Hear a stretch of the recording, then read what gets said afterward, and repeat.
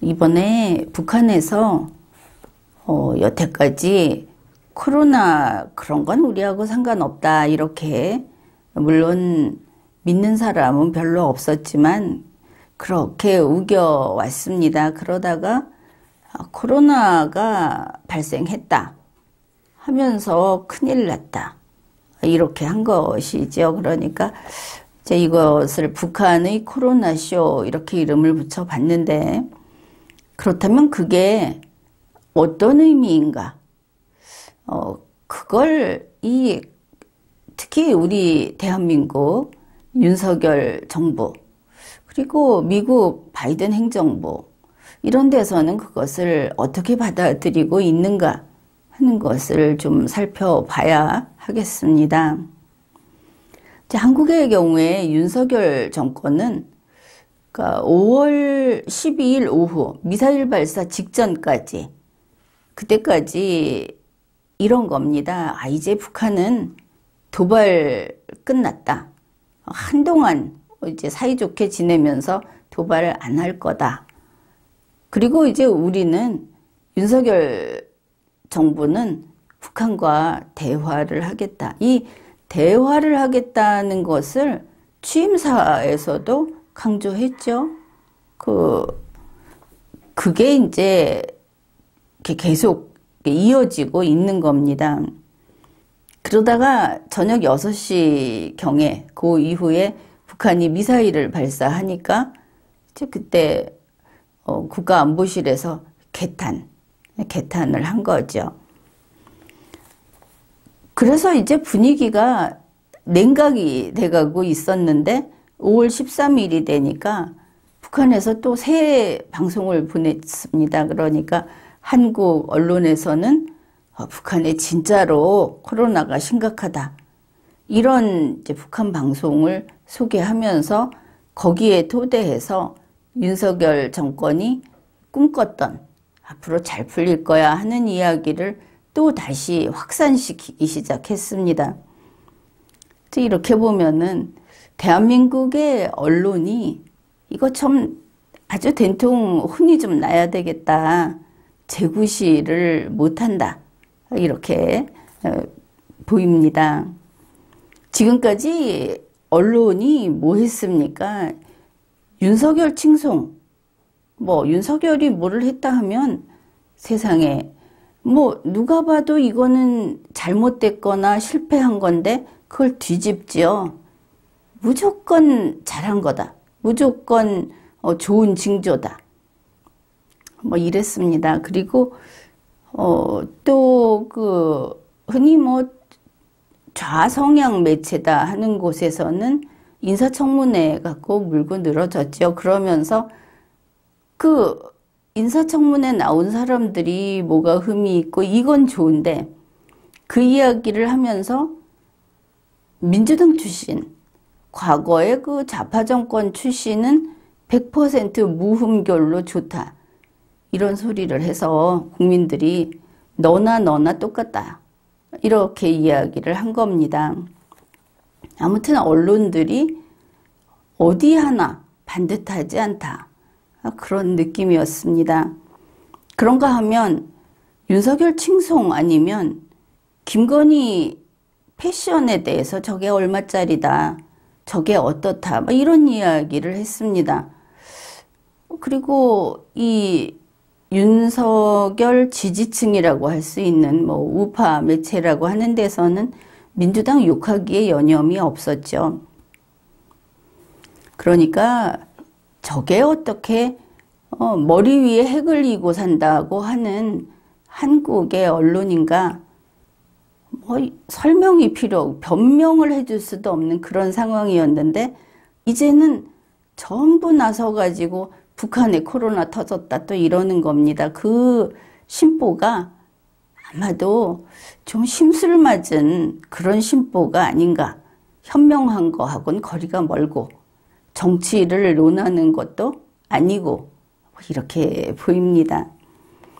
그런데 이제 이럴 때 국외 뉴스, 특히 일본을 보면 5월 13일 조총련 기관지 조선신보가 북한이 방역을 강화하고 필요한 수단이 충분히 있다. 독자 방역 체계가 완비돼 있다. 이렇게 보도를 했습니다. 사회주의 공화국은 국가가 전 인민을 다 보살핀다. 이런 식으로. 그래서 이제 이렇게 말하는 이유는 북한에 그 감염병이 발생했다고 했을 때 국제기구가 들어갈까봐 그걸 피하려고 하는 것이다. 이렇게 쉽게 이해가 됩니다.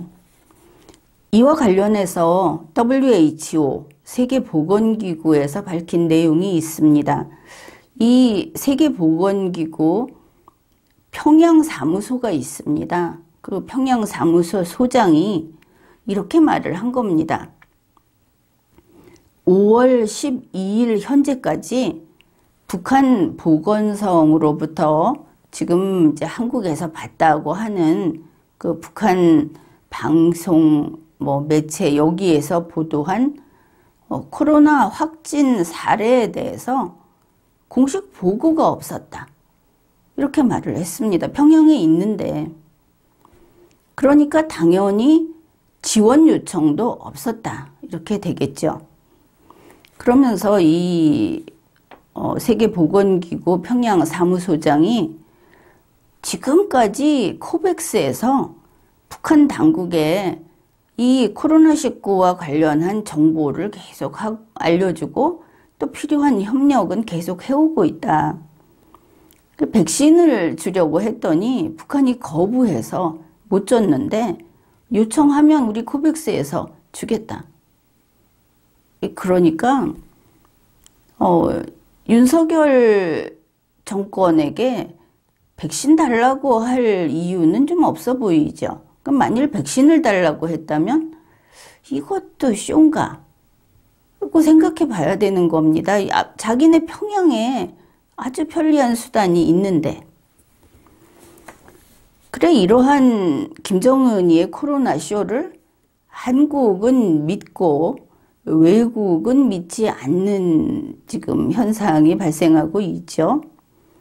그러니까 한국에서는 스텔스 오미크론 사망자가 한 명이 있다 이렇게 했는데 그 다음에 나온 게 PCR 검사도 제대로 안 하고 있다. 그냥 열병이 있다가 열이 내렸다고 하는 그런 뉴스가 또 나오고 있습니다. 이게 무슨 소린가? 윤석열 정권에서 이거 하다 보니까 좀 더 그럴싸하게 하다 보니까 나온 건가? 그건 모르겠습니다. 게다가 세계보건기구에 확진자, 우리식으로 말하면 확진자가 나왔다는 보고 없었다. 이런 겁니다. 게다가 조총련 쪽에 조선신보는 우리 지원 필요 없다. 이렇게 하고 있습니다. 또 우리는 이 사건의 어떤 정치적인 가치, 그 의미, 이것을 한번 알아봅시다. 북한발 코로나 발생 소식. 이게 뭐냐? 사회주의 공화국, 코로나 청정국, 이렇게 이제, 자체 홍보를 하던 곳에서 그 코로나 청정국이라는 것을 포기하는 것은 이거는 상당히 그 피해가, 손해가 크겠죠. 김정은이 입장에서는 이게 손실입니다. 그런데 이거 손실을 보면서 얻고 싶은 게 있구나. 그러면 이게 상당히 비싼 값이라고 볼 수 있는데 그걸 치를 만큼 가치 있는 더 큰 거, 그걸 노리는 모양이다. 이렇게 생각할 수 있겠습니다. 간단히 보면은 이렇습니다. 지금 북한은 자꾸 미사일 발사를 하면서 신무기 시험을 한다. 또 핵무기 시험을 또 할 거다. 그걸로 세계의 주목을 받고 있죠. 계속 그렇습니다. 자기들의 행동이 그랬고. 그런데 이제 어떻게 되냐 하면 저기 코로나가 한 명도 없다고 그러더니 코로나가 지금 터졌대. 이렇게 세계의 주목을 받게 된다. 그러니까 눈길을 돌릴 수 있다. 이거는 이제 가장 쉽게 찾아낼 수 있는 효과다. 이렇게 봅니다. 이런 북한에 대한 미국의 태도는 어떤가?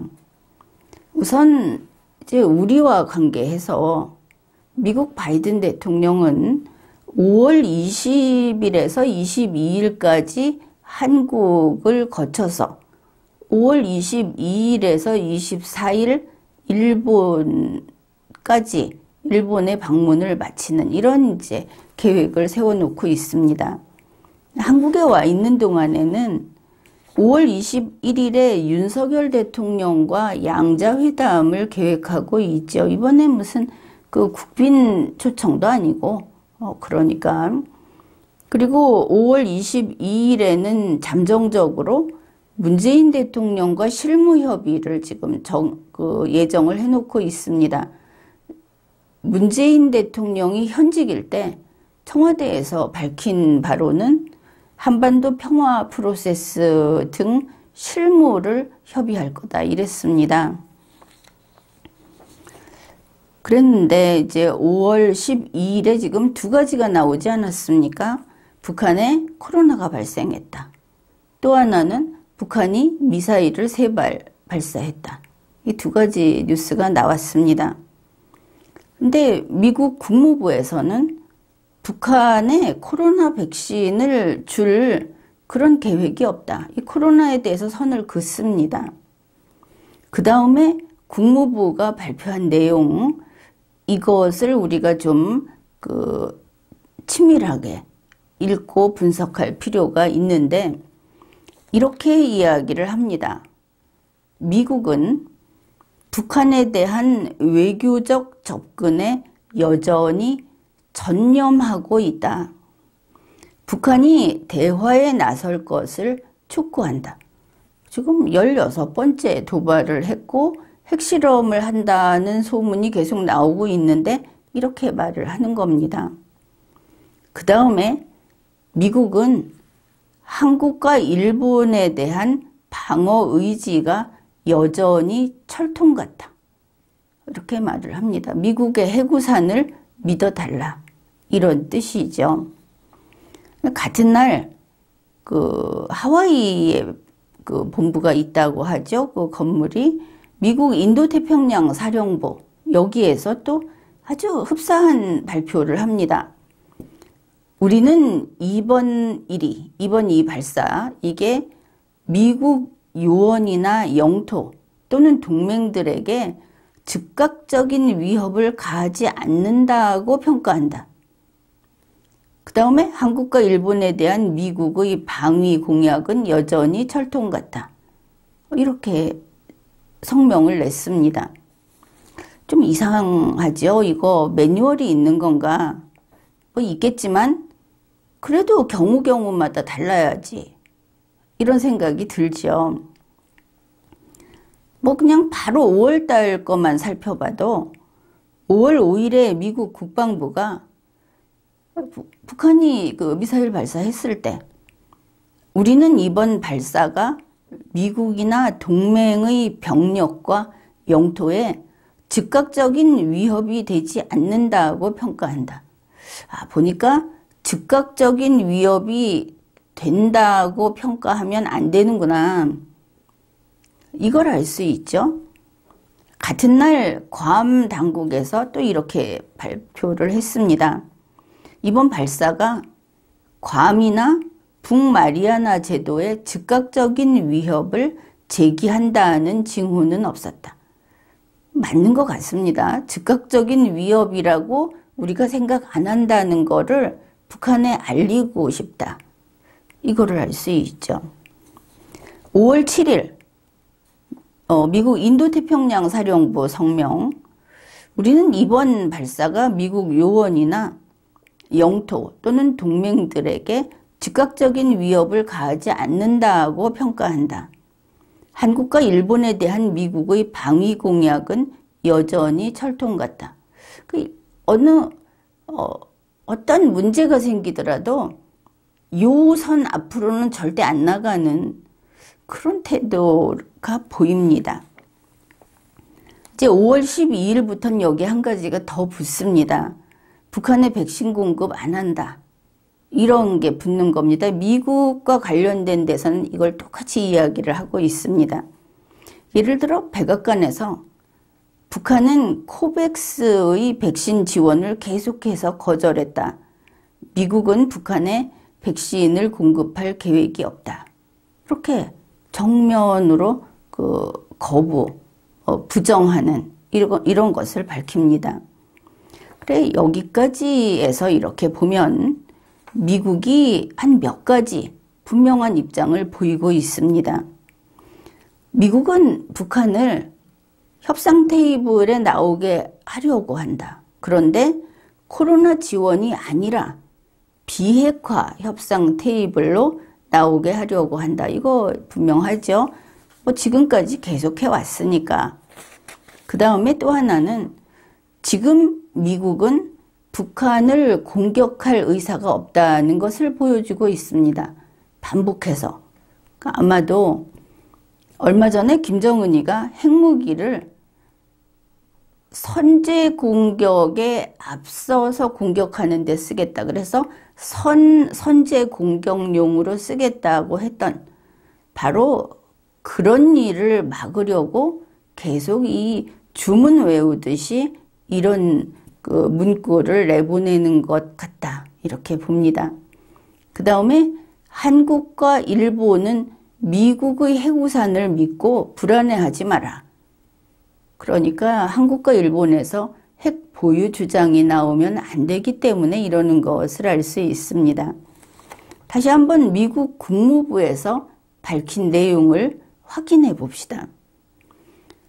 미국은 북한에 대한 외교적 접근에 여전히 전념하고 있고 북한이 대화에 나설 것을 촉구한다. 이번 발사가 미국이나 동맹의 병력과 영토에 즉각적인 위협이 되지 않는다고 평가한다. 한국과 일본에 대한 미국의 방위 공약은 여전히 철통 같다. 딱딱 맞아 떨어지죠. 그런데 유의할 것은 지난해 말쯤일 겁니다. 미국 자체 내에서 2028년까지 빨리 미국이 이런 북한에 대응할 수 있는 그런 수준으로 그 능력을 향상시키지 않으면 좀 위험하다. 이런 이야기도 있었고, 북한이 제한적인 공격을 할 때 미국 본토에 대해서 막아낼 수는 있다. 자신이 없는 것이죠. 이런 미국의 입장에서 북한이 지금 당장 상대하기 어려운 대상은 아닌데 대단히 위험한, 미국으로서는 거기에 별도의 대응을 해야 하는 그런 대상이다. 한국이 북한을 완전히 무시하고 있는 것이죠. 거기에 비하면.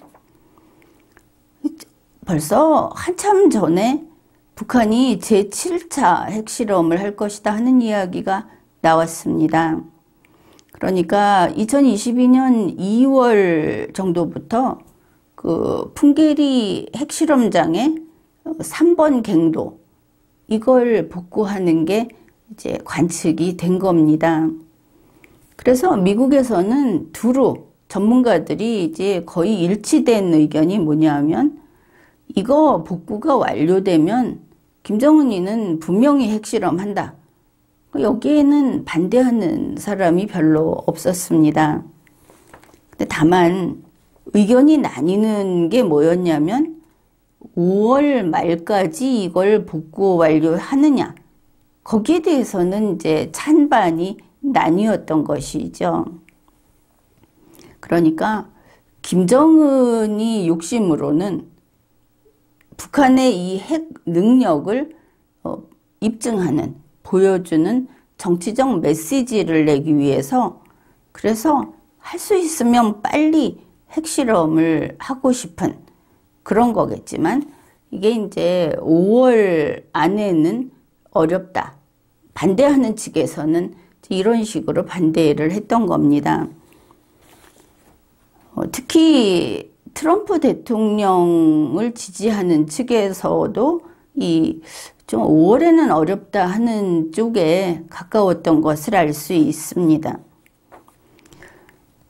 그런데 2022년 5월쯤 그때부터 미국 바이든 행정부가 지금까지는 안 그랬는데 아주 이례적으로 북한이 핵실험을 준비하고 있는 그 동향에 대해서 공개를 하기 시작했습니다. 그 국무부의 그 해명은 이렇게 정보를 공개해 버림으로써 북한 핵실험을 단념시키기 위해서 한다. 이거 우크라이나에서 비슷한 전략을 썼더니 유용했다. 이러면서 공개하기 시작을 했습니다. 5월 6일에 국무부 수석 부대변인이 이렇게 말을 했습니다. 북한이 풍계리 핵실험장에서 핵실험 준비를 쭉 해왔다. 그리고 좀 이르면 5월 말까지 핵실험을 할 준비가 다 될 것으로 본다. 이때만 해도 이제 확고하지는 않았습니다.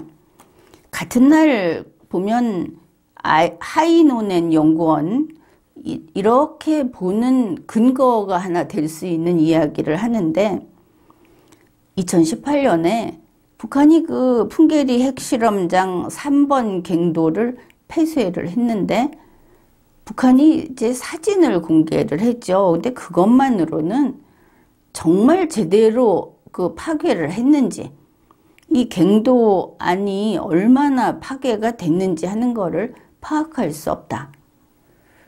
그래서 만일 말은 그렇게 했는데 실제로는 뭐 신용만 했다면 별로 파손이 안 됐다고 한다면은 다시 핵실험을 하도록 복구하는데 별로 그렇게 시간이 많이 걸리지 않는다. 이렇게 이야기를 합니다. 또 미국의 북한 전문 매체로 38노스가 있죠. 거기에서 풍계리 핵실험장에서 그 교량이 복구가 되고 화물차가 왔다 갔다 하고 하는 7차 핵실험을 준비하는 여러 징후가 이제 포착이 됐다고 보고서를 냈습니다.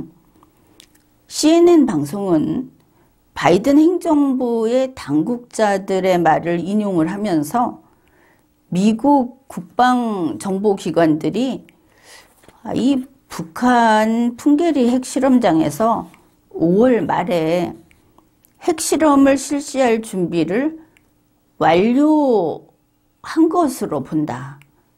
이런 보도도 했습니다. 그리고 5월 12일 현재 38노스에 들어가 보면 이런 내용이 있습니다. 풍계리 핵실험장의 최근 상업용 위성사진을 보면 이 차량이 왔다 갔다 하고 갖다 대놓고 하는 게 계속 관찰이 되고 있고 이제 핵실험을 할 준비가 이미 됐다고 본다. 이게 이제 5월 12일 현재 나온 그 내용입니다. 그런데 뭐 그거야. 밖에서 전문가들이 하는 이야기인데 5월 12일, 그러니까 미국 시간으로 5월 12일에 젠 사키 백악관 대변인이 정례 브리핑에서 이 이야기를 해버린 겁니다. 미국은 북한이 5월 중으로 7번째 핵실험 준비를 끝낼 것으로 분석했다. 이게 결론을 이렇게 낸 겁니다. 5월 중에 그러면 핵실험 한다. 준비가 끝나면 언제든지 할 수 있으니까. 이렇게 되면은 이제 여러 가지 그 충격적인 이야기이기도 하고 여러 가지 그 정치적인 입장이 나오게 됩니다. 우선 첫째, 그러면 2018년 북한이 했다는 그 풍계리 핵실험장 폐쇄는 가짜였는가? 이게 트럼프 대통령이 사기당했는가? 뭐 이렇게 되겠죠. 이제 그렇게 되면 결국 어떻든 트럼프 대통령의 그 정치적인 그 집단, 정치 세력 쪽에는 타격을 주는 사건이 될 수 있습니다. 그런 면에서는 바이든 대통령은 그렇다는 결과가 나오는 데 대해서 뭐 매력을 느끼겠죠. 그 다음에 이제 두 번째, 앞에서도 좀 소개를 했는데, 아니 그러면 북한이 핵탄두를 소형화하는데 성공한 것이 증명되는 거냐? 이 부분입니다.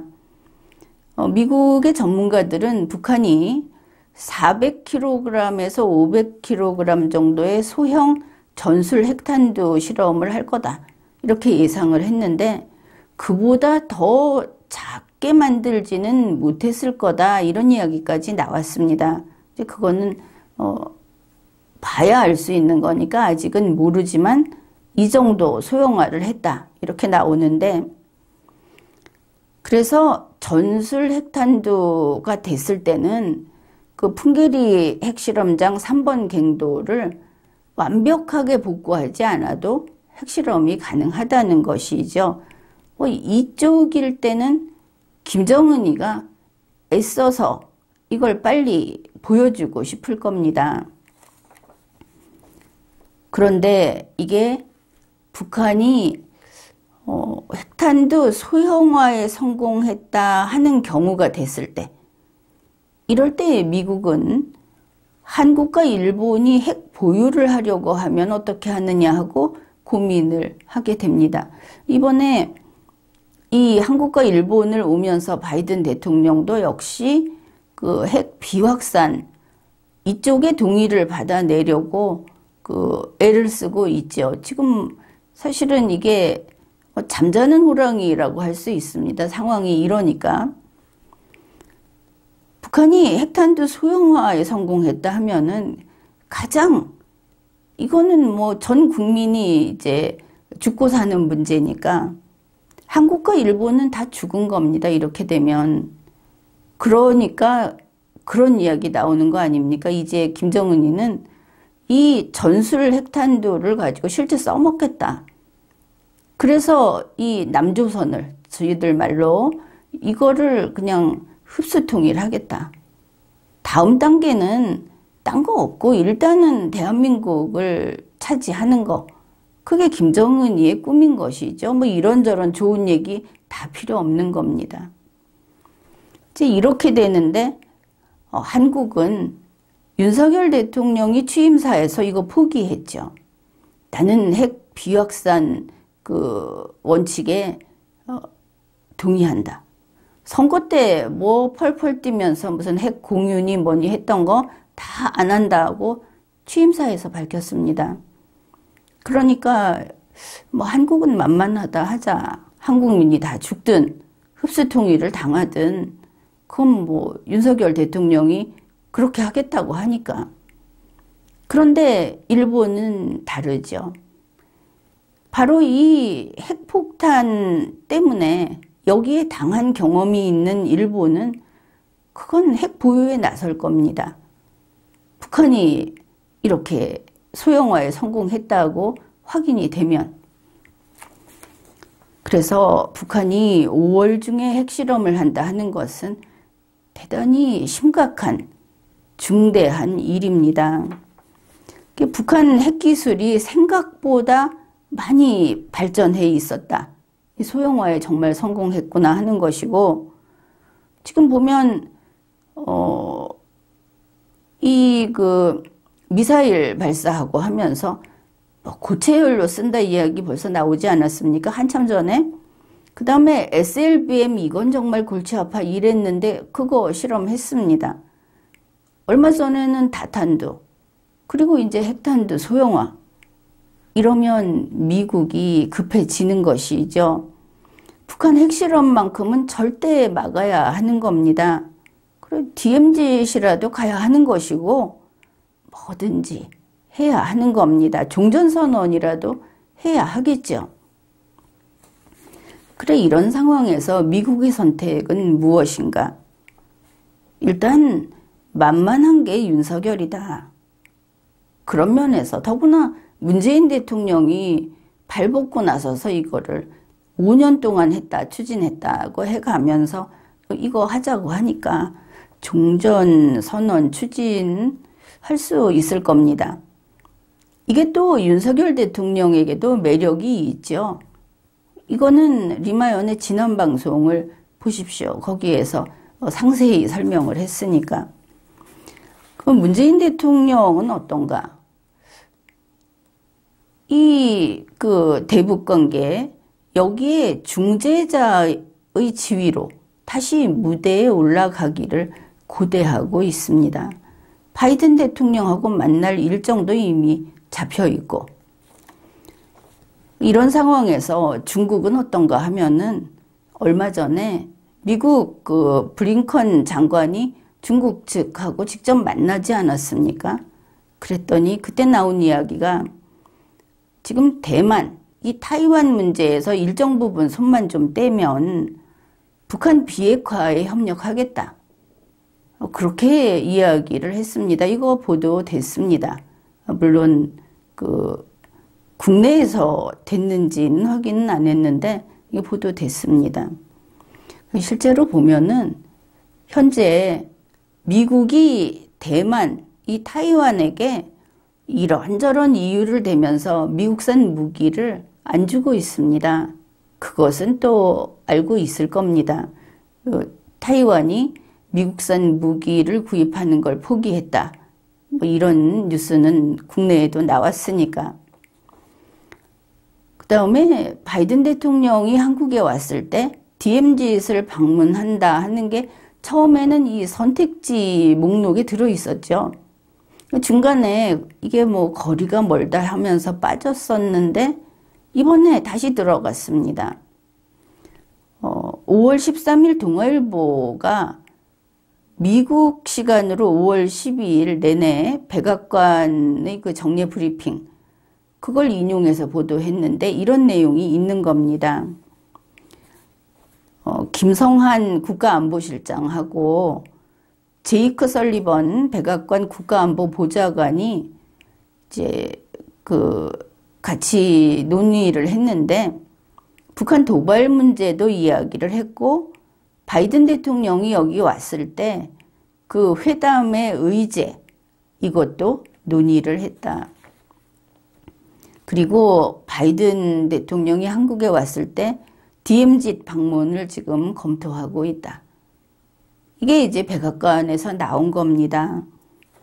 그래, 이러고 보면은 미국, 뭐 바이든, 그리고 윤석열, 문재인, 이 사람들이 아주 대단히 큰 갈짓자를 그리면, 이러면 그 한 부분을 보게 되면 이 사람들이 어디 갔는지 모르죠.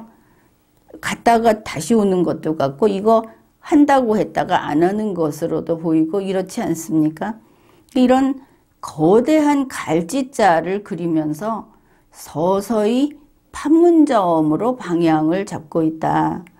이렇게 보입니다. 그러니 이들이 정말 종전선언을 하려는가? 이것도 진지하게 생각을 해봐야 하겠죠. 우리가 이런 이야기를 했는데 결국 이겁니다. 이제 이 내용을 정리를 해보면 그거 알고 있죠? 문재인 대통령이 김정은과 비밀편지 주고받았지 않습니까? 그러면서 스스로 칭찬했죠. 이것을 봤을 때는 북한에서 지금 7차 핵실험을 하는 것으로 미국에 관측되도록 하는 이것 자체가 또 쇼일 수도 있습니다. 코로나 확산 얘기하면서 덴탈 마스크 쓰듯이 허점 투성이로 이것도 쇼일 수도 있다. 만일 이게 쇼라면 그러면 바이든은 속마음으로는 선거를 생각하면서 트럼프 측에 좀 타격을 입히고 싶은 거 아닙니까? 그런데 그거는 아무 효과도 거두지 못하고 그냥 종전선언만 내주게 되는 그런 결과가 되겠죠. 그러면 바이든 대통령은 문재인과 김정은에게 이용당하는 것밖에 안 됩니다. 이런 게 있고, 만일 바이든 대통령이 여기에 속아서 북한이 정말 이제 이게 쇼라면, 핵실험 한다는 게 쇼라면 종전선언까지는 가지 않더라도 중국이 제시한 육자회담을 재개하자고 중국이 제시한 그걸 받아들이게 되면은 그 대가가 뭐였습니까? 바이든은 타이완을 내주는, 버리는 그런 선택을 하게 되고, 그리고 시진핑에게 이용당하게 되는 것이죠. 그리고 육자회담이라는 게 들어오면 시진핑이 도움이 되겠습니까? 권리적 거리겠습니까? 뭐 이런 게 된다. 윤석열 대통령은 어떠냐? 지방선거에서 좀 압승을 하고 싶다. 또 취임사에서 이상하게도 그 바람이 들어가지고 자꾸 세계 대통령 흉내를 내던데, 그런 헛된 욕망을 쫓다가 대한민국을 망하게 만드는 그런 역사의 죄인, 현실적으로 국민의 왼수, 이렇게 되는 수가 있죠. 사실 미국과 우리는 나라가 다르지 않습니까? 그리고 상당히 멀리 떨어져 있죠. 뭐 가까이 있어도 일본도 마찬가지입니다. 또 북한도 당연히 마찬가지죠. 김정은이는 우리를 여기를 할 수 있으면은 그 탱크로 갈아엎어가지고 차지하고 싶어 합니다. 우리하고 생각이 정반대이죠. 그런데 미국인이라든지 바이든은 우리 대한민국이 어떻게 되든지 북한이 어떻게 되든지 그건 상관하지 않습니다. 특히 전쟁만 안 하면 되는 것이죠. 거기다가 바이든 대통령은 정치인이니까 한 걸음 더 나갑니다. 뭐 한반도 전쟁이 나면 뭐 나는 거지, 또 그건 그거대로 또 활용을 할 수 있으니까. 다만 그 전쟁 나는데 바이든 자기의 책임만 없으면 된다, 이런 겁니다. 미국인은 미국 사람이 안 죽으면 되는 것이죠. 전쟁이 나더라도. 이렇게 보면 미국인은 전쟁 위험이 높은 한국에서 미군 철수를 원합니다. 이번에 그 문재인 대통령이 종전선언을 미국에 자꾸 그 확성기를 트는데, 미국 사람들은 한국에서 전쟁을 정말 영원히 잠재우고 평화가 온다는 그 선전에 종전선언에 호의적이라는 겁니다. 우리 대한민국이 없어지고 이거 상관이 없는 것이죠. 그래서 이제 우리 대한민국 국민은 이제는 정신을 차려야 합니다. 친윤석열, 친문재인, 친북한, 친중국, 친미국, 친일본, 이거 다 필요 없습니다. 우리가 위기에 놓였을 때 우리를 구하는 것은 우리밖에 없습니다. 한국 국민이 대한민국을 지켜야 하고, 그리고 우리 한국 사람이 살 국리를 해야 하는 겁니다. 지금까지 리걸마인드 연구소였습니다.